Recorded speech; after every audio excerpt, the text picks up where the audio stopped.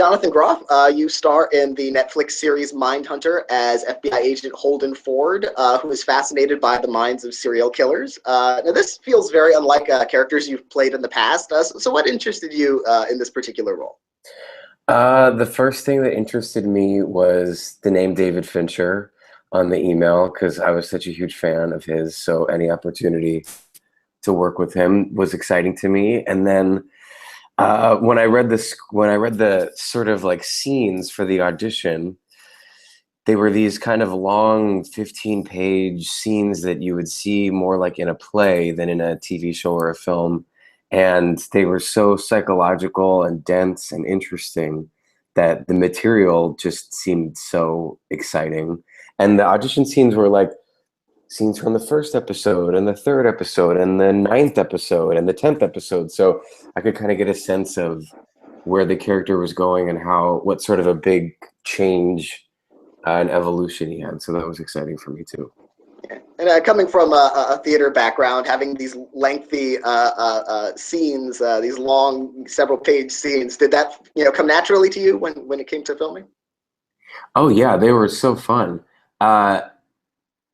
I guess the difference is the thing I really made sure to do in the process of doing Mindhunter was I would make sure I was word perfect and memorized before we showed up in the morning, because the scenes were so long and because we knew that we were gonna do them so many times throughout the course of the day and shoot them from so many different angles.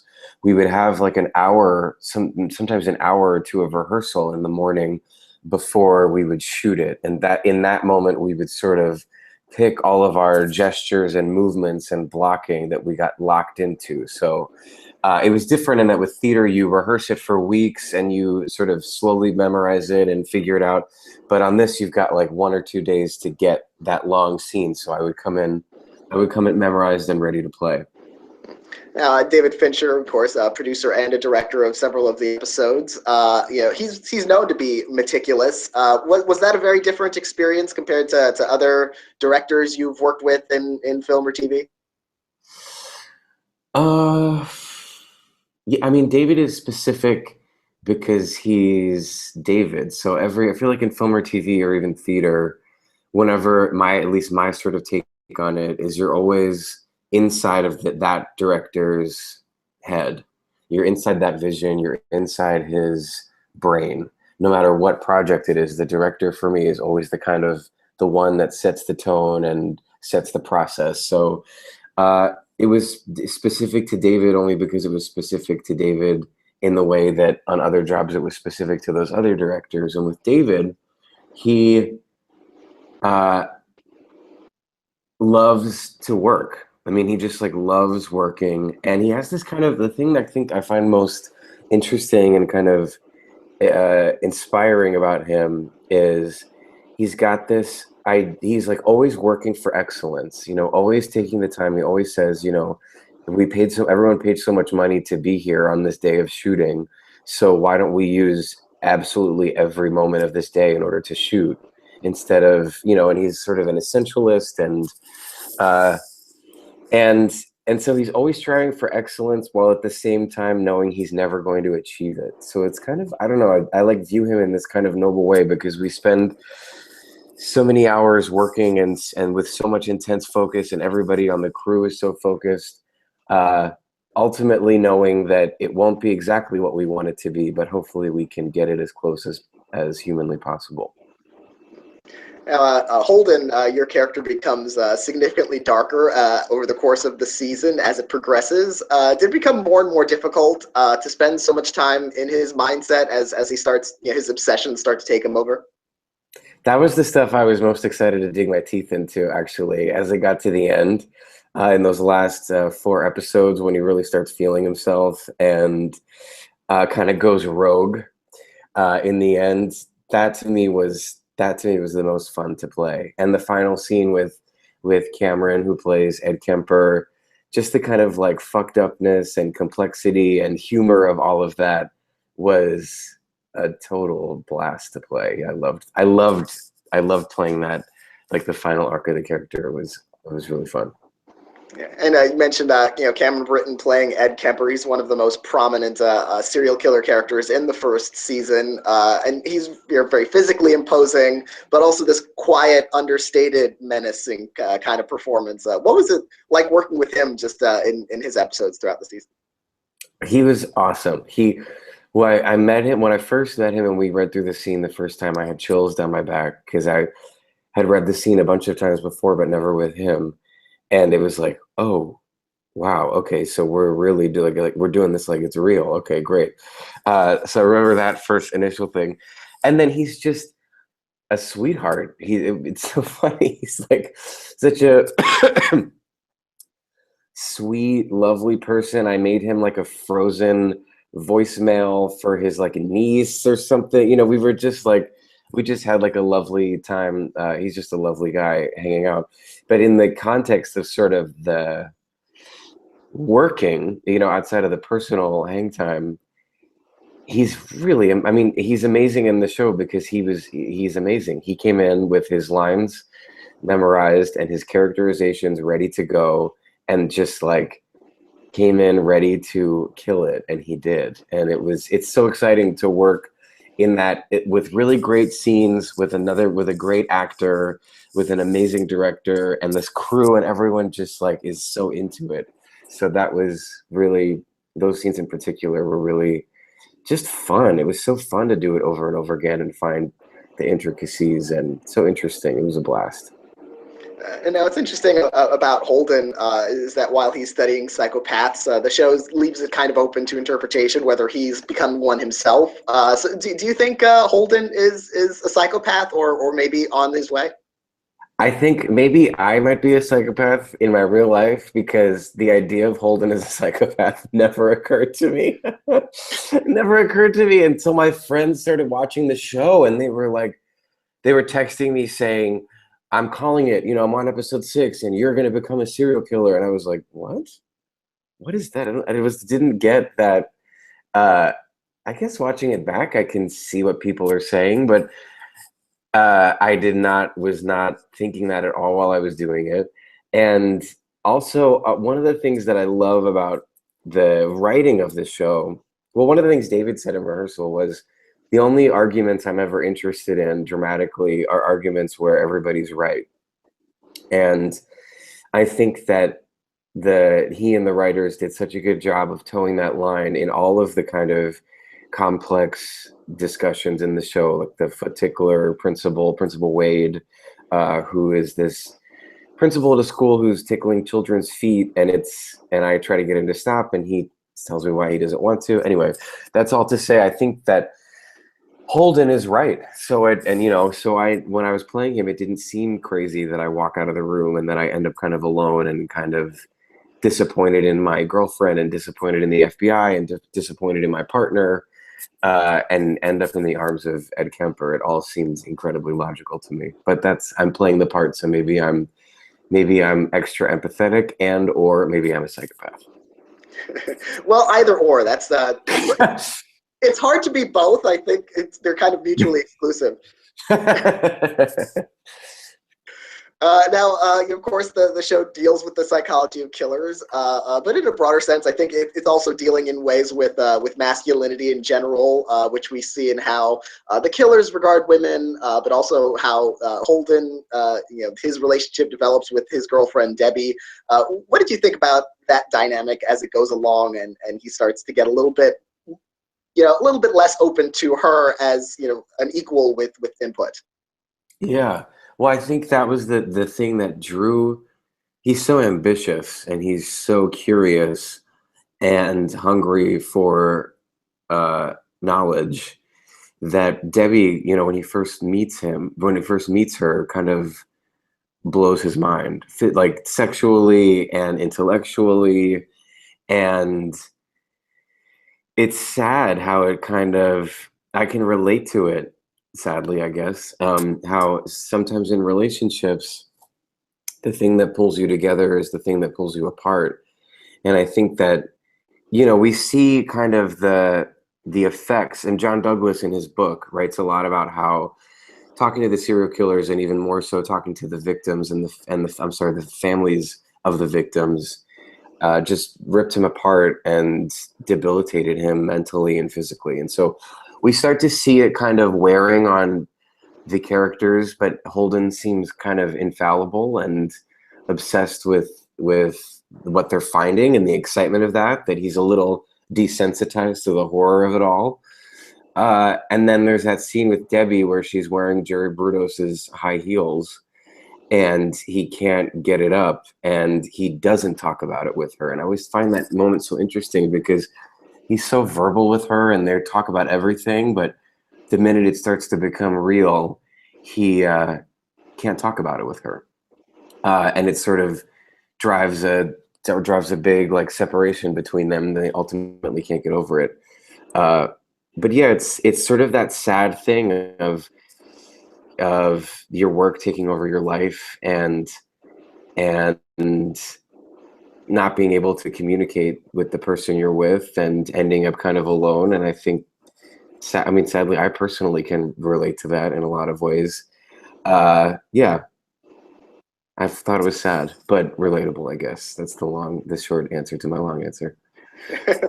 Now, given the dialogue, there's a lot of dialogue in the series, of course, but not just that. It's very descriptions of violence and crime and murder, of course. How do you prepare yourself mentally and emotionally for those kinds of scenes? Especially some of the darker ones later in the season.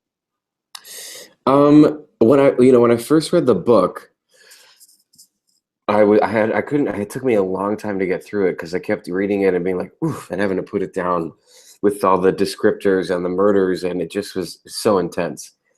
And you're reading a book written by the guy who was there, and with the show, it was different for me. I could kind of compartmentalize it. We're actors in costumes. There, yes, there's people playing serial killers, but then we're all like standing around the craft service table drinking coffee. So for me, I'm not a method actor in that way. It's not as difficult for me to turn it on and off. And it's like, I'm not even going to pretend that that I can even relate for a second to what John Douglas's life actually was like, and what wore on him and how it weighed on him and damaged him for his whole life. Yeah, I'm an actor playing a part, and it seems almost disrespectful to say that any of that sort of rubbed off on me in that way, because what he did is so important and so real and so authentic, and we're just tasked with the job of telling his story. There was I remember walking into the makeup trailer and seeing the scalped head and being like, oh my God, so there were moments of shock and horror, but I kind of compartmentalized it and saw myself, just, reminding myself that I'm an actor playing a part on a TV show. Did you ever have any particular methods for kind of coping or decompressing, after, a day of work or, especially hard scene? Yeah, totally. What would we do? Pittsburgh was great. There's a lot of great restaurants, and I became really close with my costumer PJ, and he was one of the only other gay men on set, and so he would throw a Beyonce dance party at a lesbian bar in Pittsburgh every 2 months, 2 or 3 months. And so we would go dancing. The one night, I think it was in July or something, right in the middle of our shooting schedule, we got everyone. It was the whole crew was there, and we were dancing. It was really fun. We all went to go see football games, then went to a hockey game, and just sort of enjoyed Pittsburgh. That was kind of the decompression. Now, is there any scene that stands out from the first season that was especially, you say maybe the most challenging to shoot on an emotional level, or maybe just from a production standpoint?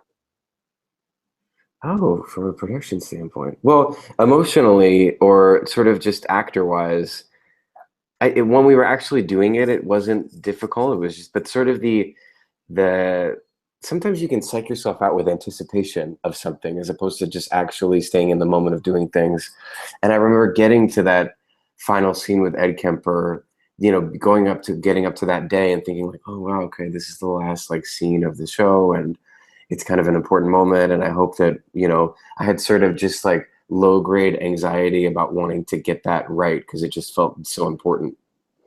I felt that way about that scene, and I felt that way about the first interview scene with Ed Kemper, where I go in and talk with him, and I remember just having that kind of feeling of like, man, I really hope we get this good because it's such an important moment in the show. So I had those feelings.